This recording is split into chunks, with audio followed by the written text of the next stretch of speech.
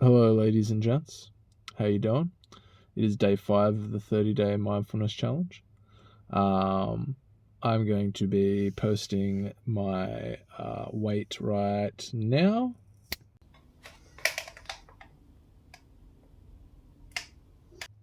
and also be putting up the screenshot for my steps today.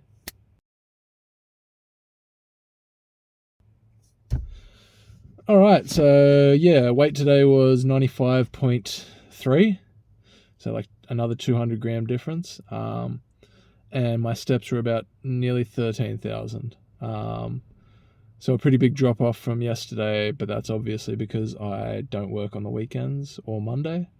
Currently, anyway, I have applied for some other jobs, looking to kind of fill my time up while I'm not working, make some extra cash. But yeah, for now, my schedule is that I'm off Saturday, Sunday, and Monday. So my steps are naturally lower. But yeah, I went for a walk just before. A little walk around the neighborhood, around near where the beaches are, because so I live in Wollongong, which is a southern part of Sydney, or actually southern part of New South Wales. Not like deep south, but it's kind of more in the middle south, if that makes any sense. And more on the coast, so there's a lot of kind of beach. It's more of a beachy area, and a lot of nature, trees and shit. So yeah, it's good. It's a good place to walk. Great for walking, actually. So let's talk about how today was. What ended up going down.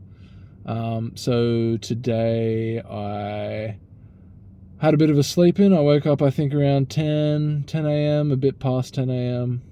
Had a bit of a late night last night. Just, yeah, pretty standard morning. Woke up at 10, had some creatine, and then hopped straight to the gym. Got a good workout in. Then went for a little walk up to the shops, got a little bit of an iced coffee, and had a bit of a walk around. Came back. I sent one of my artworks to get a quote to get 20 units of one of my artworks printed out, so I can start getting set up for some local markets here to start selling some of my merch. And I also got my website domain name registered, so it'll be lollybagmike.com. Keep an eye out for it. Right now, it's just the domain name has been registered, but then I'm gonna talk to my brother next weekend when I go back up to Sydney to visit home, and we're gonna sit down and I'll shoot a few ideas for how I kind of want the website to look. So my brother's built a lot of websites for other people, so he's fairly good at what he does. So yeah, it's always good to know people that have different skills than you, and they can kind of help you put things together a lot easier than if you're trying to do everything yourself. I do think it's important to have your own skills and learn new things, for sure. But if there's someone who has spent that time developing their skills and they're willing to help you out, especially if it's a family member, because usually family members will always usually do it for free, or you buy them lunch or something like that. It's going to be a lot less money than if you were to just get a complete stranger to do it for you, unless they're a really nice stranger. So yeah, he's going to help me get that off the ground. It's crazy how quick it was to get it done. Like, I have spent the past, oh god, I'd probably say 5 years thinking about having my own website. How like, how fucked is that? I've spent the last 5 years thinking about my own website, and it literally took me a day to get everything sorted, to get the domain name registered. And I've been thinking about it for 5 years. Just think about that. Think about that level of rumination that did nothing for me. And now I've taken the action, and now the website's a reality. I mean, it's not built yet, but the domain name's there. I made more progress in the past day by just making that action than I did of the past 4 years of thinking. Just another thing that goes to show, just like, don't overthink too much. If you're one of those people, and I'm one of those people,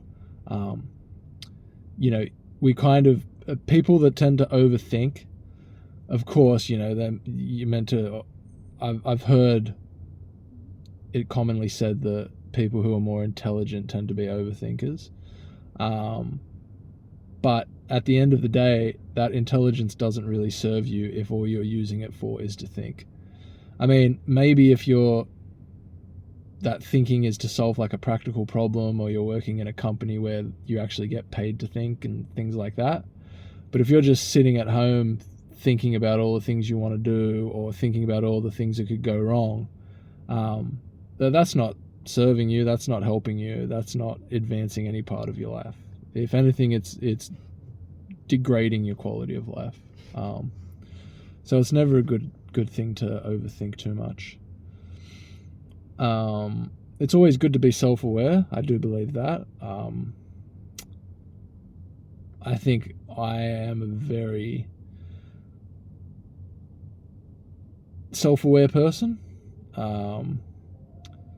Sometimes too self-aware, and that's where it kind of crosses. The self-awareness and the overthinking kind of go hand in hand, because you can be so self-aware that you judge yourself very harshly, and that leads to you having a false idea of yourself, and it can really negatively impact your life, because it can go two ways. You can think so bad about yourself that you don't want to try anything new because you just instantly think you're going to fail it.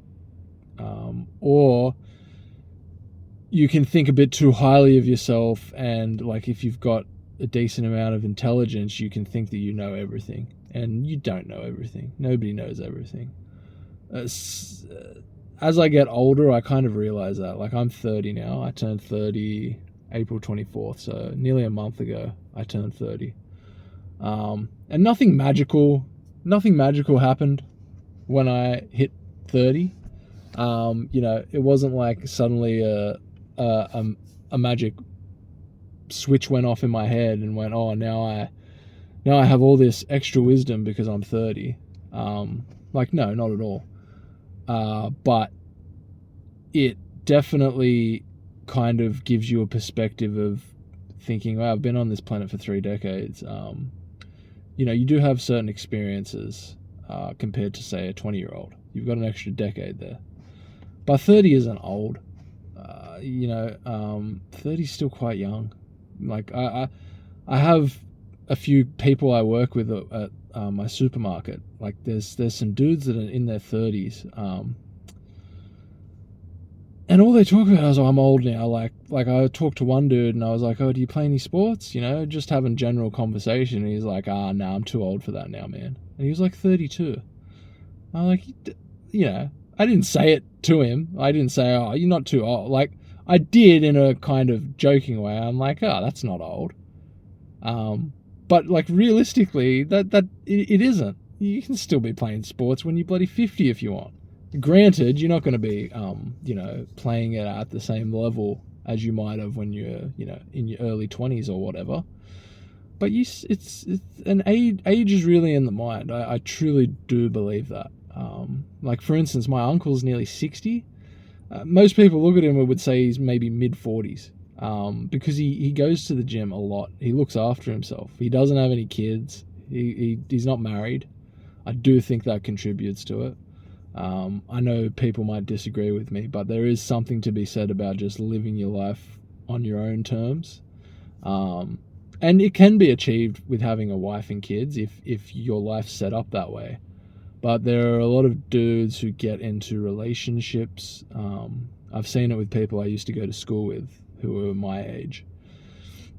And they settle down and they have a kid, they have a wife and they have kids. And a lot of them just look miserable, man. A lot of them get fat. They get out of shape. They let the world get to them. But a lot of those people also want to act like, well, that's what you should be doing. That's the blueprint you should be following. And I've never really understood that. It's like, why? Who said that? Who etched that into stone and said, well, these are the commandments for how you should live your life. By this certain age, you should have a white picket fence, 3 kids, a wife, all this stuff. Bullshit, man. Bullshit. Like I said, my uncle, he's nearly 60. He's about to go on a trip to the Philippines. He's got a bunch of people he knows over there. He'll go ride motorbikes. He'll just enjoy himself, man. And yeah, of course, he probably has some things he deals with in terms of maybe loneliness and stuff like that. There's always going to be a certain downside to the way you choose to live your life, but I'd rather that be the downside than feel like you're trapped with a wife and kids that maybe you didn't necessarily want, or maybe you made the decision to jump on that kid and wife train too early because you felt the pressures of society closing in on you, and now it's like, well, you're out of shape, you hate your job, all this kind of stuff, and you can't leave it because now you've got a whole bunch of people to support. That just, to me, it just makes my skin crawl, having to be in that position, especially at such a young age that some of these guys are, like in your even in your mid-20s or early 20s, and you're already having kids. Like, definitely for some people that just works for them, and they still maintain their shape, and so I'm not, don't get me wrong in thinking I'm saying that, like, it's not a blanket statement that I will say applies to everyone, but there's a good majority of people. Sorry, I'm in the dark here, like a little horror movie. There's a good majority of people that do get, for lack of a better word, stuck in that position. And yeah, that's just not for me personally. And those are the same people that will act like that's the way life is, or that they didn't put themselves in that position. Like,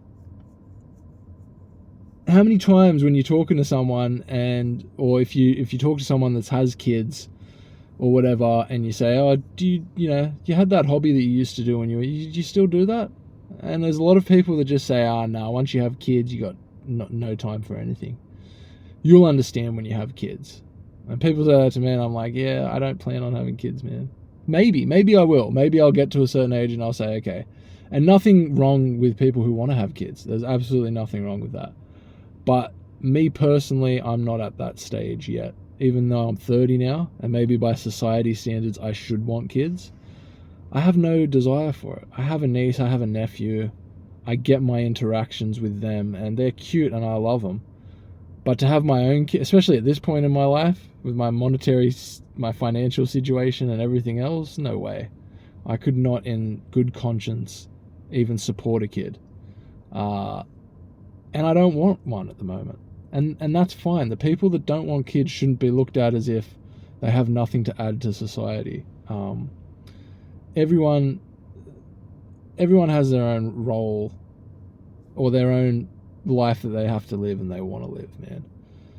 So to people out there that have similar feelings or similar age to me, and they feel pressures to have kids and all that, don't do it just because someone's pressuring. If you want to have kids, cool, but do it because you want to do it.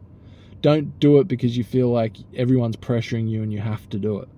That's a terrible reason to bring another life into this world, in my opinion. But yeah, how many times do you hear people when you talk about what hobbies they do or whatever, and they almost use their kids as scapegoats. Like, well, I have kids, so I can't do it. Or almost like the universe thrusts the kids upon them, as if they didn't make the decision to stick their dick in somebody else and not pull out or whatever, and make a child. No one put a gun to your head and said you have to have kids. But some people will act like that, man, and it's mind-boggling. I don't personally understand it. But yeah, that was just something I was thinking about today. And another thing I was thinking about was also just like how many how easy it is to get caught in that trap as well, of thinking you have to do a certain thing because that's what society tells you to do, or the greater majority of people will tell you to do. But look at a good majority of those people that will tell you to do those things. Are they happy? Do they seem happy in their lives? Most of them aren't. It's almost like they want you to do what they're doing so they have justification for why they're in that position in life. Like, well, I had to have kids at this age because my parents were badgering me or whatever like that. So you should have to too. Otherwise, I'll feel like, oh, maybe there was a different way I could have gone. Like, they don't want to face that. I don't know. It's strange. But anyway, yeah. That's just what I was thinking about today. I was thinking about a few other things too, but honestly, I forget half of them. I'm still getting kind of used to the whole talking in front of the camera thing, so I get one train of thought and I go on it, and then there's something else I'd want to talk about, and then I kind of forget it. So for the sake of keeping this video a little shorter, I won't try to keep just adding things on top of each other. But today in general was pretty good. I got a lot done with my artwork. I printed out some more stickers, a new Simpsons design. If any of you guys know Rat Boy from The Simpsons, you know, who could forget dear Rat Boy? I love The Simpsons, man. I've loved The Simpsons ever since I was young. I know I'm not the only one, but I will binge watch the shit out of The Simpsons, dude. I'm sure you guys have like shows that they give you a certain comfort. They remind you a little bit of your childhood. And for me, Simpsons is that. Just back like in Australia when I was a kid, back in like the early 2000s, it was 6 p.m. There'd always be a new Simpsons episode on. So you'd finish school, you'd go, whatever, play with your friends, go outside, spend some time with the neighborhood kids. You'd come back home about 5:30, and then 6 o'clock you'd be like, all right, Simpson time. Or back in that day also, we used to have a place, maybe anyone in America or Europe, you probably had an equivalent like Blockbuster, where you used to be able to go inside and rent movies and games and stuff. Oh, those were the days, man. And I used to rent like the little box sets or whatever of the Simpsons seasons back when they used to have so it'd be like season 8 of Simpsons, and you'd have a box set of it, and you might have 6 discs in there, and each disc was a couple of episodes. And I remember just, especially on the weekends, just popping those in the old DVD player, watching it on the old CRT. Oh man, so good. Such good memories. But yeah, now they have all the Simpsons on Disney Plus. So me and my missus, anytime I've rewatched so many Simpsons episodes, and I don't know what it is, man. I just never get tired of it. And I don't know. I feel a lot better watching that kind of stuff. Let's be fair here, I think Simpsons up to about season 15, 16, those are the good ones. Once you get past that, I don't fuck with any of the newer seasons of The Simpsons. I just don't think they're the same. They made Homer way too dumb, man. At least back in the old episodes, he was dumb, but he was also a real person. He had his charm. But it's now they've just gone over the top with it. But anyway, that's an aside. So I had a new Simpsons inspired sticker. I really liked how that one turned out. So that was good. Yeah. And other than that, it was just chilling at home. I went out for a little drive just before, local Kmart, to get a new protein shaker, so I can get my protein in, because I'm on this Sun and Steel challenge in our High Thermos Discord, and I'm really trying to get my body in shape, and which is really what this challenge is really more focused on, is getting my calories on point, and being accountable on my weight, which is why I'm posting up my scale, the weight on the scales every video, and also my steps. I am doing cardio at the gym too, but another thing I'll say, and this will be my little last tangent before the video ends, people underestimate walking. I know some people don't like it, that's fine. Like, I know Elisha has a few videos on walking. Elisha Long, if you guys follow it, that's the dude who owns the High Thermos Discord, the creator of it. He has a few videos on walking. They're pretty funny, man. I don't 100% agree, but they're funny videos where it's like walking is kind of for depressed people.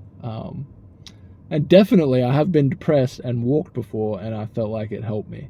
But for me also, walking is just, it's a way to collect my thoughts, as I'm sure it is for a lot of other people. But it's a great form of cardio. That's just what I wanted to really talk about. Like, a lot of people think to lose weight, you have to go on a crazy diet of like fucking green beans and carrot sticks and hummus or something, and be running every day. And you don't. As long as, so let's say you're an average person and you want to lose a certain amount of weight, right? Here's what you do. You find out your maintenance calories for your height and your weight. You put those maintenance calories down. I would suggest, if you're going to lose weight, also try build some muscle at the same time. Otherwise, you don't want to look skinny fat, or you don't want to look like a complete twig. It's just my opinion. You find out your maintenance calories. You get an app, whatever app you want to use. I use one called Built With Science, which is a paid app, but the reason I use it is because it lets me track my calories. It has a barcode scanner, which is very good. It has almost any product I've scanned instantly, so there's convenience there. And it also tracks your workouts and your weight and everything too. It gives you a nice, it's an all-in-one app, which is why I like it. But whatever calorie tracker you want, any free calorie tracker on the App Store, there's heaps. Just type in calorie tracker, you'll find one. So find out your maintenance calories, get the calorie tracker, put your maintenance calories in there, and, find out your maintenance calories and then go in a deficit. If you go in a deficit of, say your maintenance calories are 2,500, if you go in a deficit of, say, 2,200 every week, every day, and you stick to that, and you're also going to the gym and just add in walking, try to get your 10,000 steps a day, you do not have to run at all. You don't have to do any of that. If you don't like running, you don't have to run.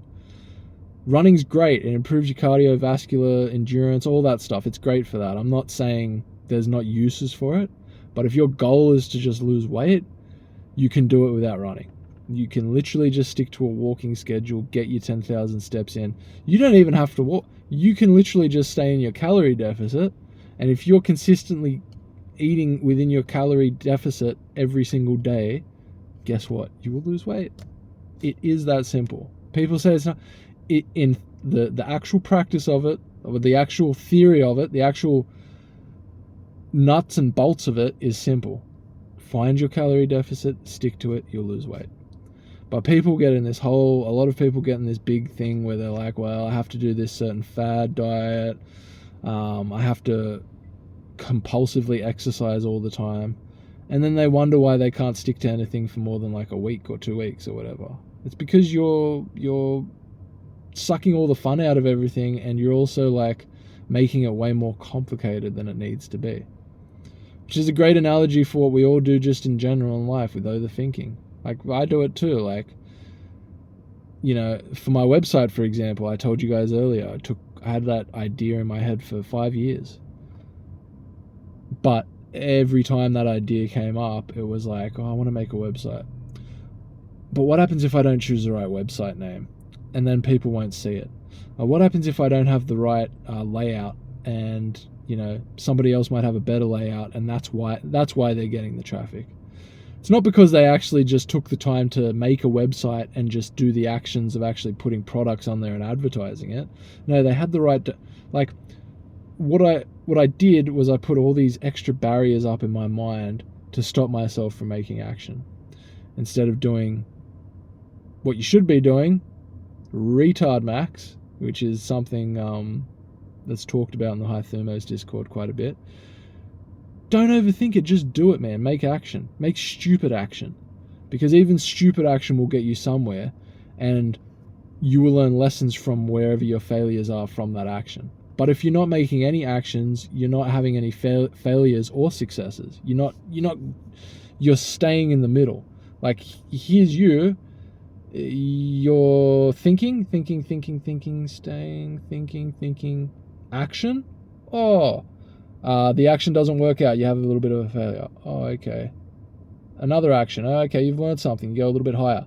But if you just stay thinking and you make no action, you're just staying here. For some reason in our heads, we think, well, if I make an action, I'm going to drop. It's like, no. In fact, the only way you can drop is by, realistically, you can drop by having bad actions, but at the same time, you're learning as well. So even if you're dropping a little bit, you're still learning. So you have the ability to go back up.